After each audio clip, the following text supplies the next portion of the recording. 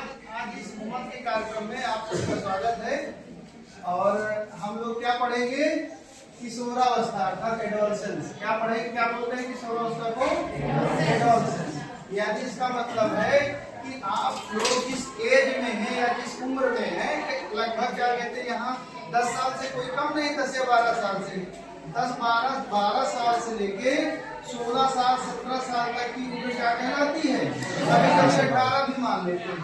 यानी कि बाल्यावस्था से लेके जवानी के पहले तक का एज, यानी कि 18 साल के पहले तक को हम लोग क्या बोलते हैं? किशोरावस्था। तो देखो, एक वैज्ञानिक थे स्टैनले हॉल। कौन थे? स्टैनले हॉल मनोवैज्ञानिक थे। इन्होंने किशोरावस्था को तनाव और तूफान की उम्र कहा। क्या बोला? किशोरावस्था को तनाव और तूफान की उम्र कहा, क्योंकि इस उम्र में बहुत सारा हमें शारीरिक परिवर्तन हो रहे होते हैं। क्या हो रहे होते हैं? शारीरिक परिवर्तन हो रहे होते हैं। जैसे हमें बहुत सारा अपना भविष्य को लेकर चिंता होती है, बहुत सारे शारीरिक परिवर्तन हो रहे होते हैं, क्योंकि हमें शरीर में हमारे आमूल-चूल परिवर्तन शुरू हो जाते हैं। आमूल-चूल का मतलब है कि बड़े-बड़े चेंजेस। जैसे लड़कों की आवाज भारी होने लगती है, लड़कियों की में क्या कहते आवाज पतली हो जाती है, और लैंगिक क्या कहते हैं रूप से आदमी विकसित होने लगता है, अर्थात सेक्सुअली मैच्योर होने लगता है। और ये सब क्या है? यानी जैसे मेंस्ट्रुअल साइकिल का प्रारंभ हो जाना और अपने विपरीत सेक्स की ओर आकर्षण, ये सब क्या है? इस किशोरावस्था की पहचान है। बातें करने में बहुत अच्छा लगता है। क्या लगता है? बातें करने में, और अपने भविष्य को लेकर चिंताएं होने लगती हैं कि मैं क्या करूंगा, मेरा भविष्य कैसे होगा। जैसे आप लोग 10th में हैं तो ये लगता है कि क्या मैं पास होऊंगा या होंगी, तो सबको अपने भविष्य को लेकर चिंताएं होने लगती हैं। तो ये किस अवस्था की विशेषताएं हैं? किशोरावस्था की। तो देखो, ये चिंताएं जरूर हैं, लेकिन ये समस्याएं नहीं है। क्या नहीं है? इसमें परेशान होने की, घबराने की कोई बात नहीं है।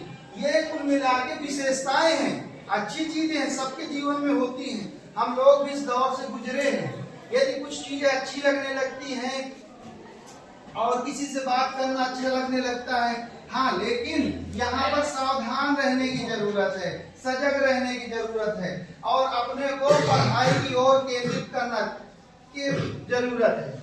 और इसमें आपको बहुत सारे शारीरिक मानसिक परिवर्तन हो रहे होंगे। तो ये कोई समस्याएं नहीं है। बहुत लोग घबरा जाती हैं, बच्चियां खासकर या बच्चे दोनों, लेकिन बच्चे थोड़ा सा बता नहीं पाते या फिर अपना एंजॉय कर लेते हैं, आपस में शेयर कर लेते हैं। बच्चियां इस केस में थोड़ा सा कम एक दूसरे से घुल मिल पाती हैं, कम अच्छे से बताती हैं। तो ऐसा लगता है कि मेरा क्या होगा भविष्य का, चिंताएं बहुत ज्यादा सताने लगती है, क्योंकि शरीर में हार्मोन्स, आप लोग पढ़े ना कि नर हार्मोन्स और मादा हार्मोन्स। नर हार्मोन का क्या नाम है? टेस्टोस्टेरोन। Very good. और मादा हार्मोन का एस्ट्रोजन। तो इनके कारण लैंगिक लक्षण विकसित होने लगते हैं। यानी शरीर में अभी तक हम लोग बाल्यावस्था में थे, छोटे बच्चे थे, अब हम लोग विकसित होने जा रहे हैं, परिपक्व हो रहे होते हैं। तो ये सब सारे परिवर्तन होते हैं। यानी क्या कहते हैं कि बहुत सारे, अच्छा, बच्चों में खासकर लड़कों में दाढ़ी मूछ निकलने लगते हैं। ये क्या है? विशेषताएं हैं, ये समस्याएं नहीं है कि अरे अब मेरी दाढ़ी निकल आई, मैं क्या, मैं बुढ़ा हो गया क्या, या फिर मैं क्या बहुत जवान हो गया। अच्छा, इसे एक चीज और भी ध्यान से आप लोग याद रखना कि इसको अपरिपक्व परिपक्वता का काल कहते हैं। क्या कहते हैं? आप परिपक्वता का काल कहते हैं।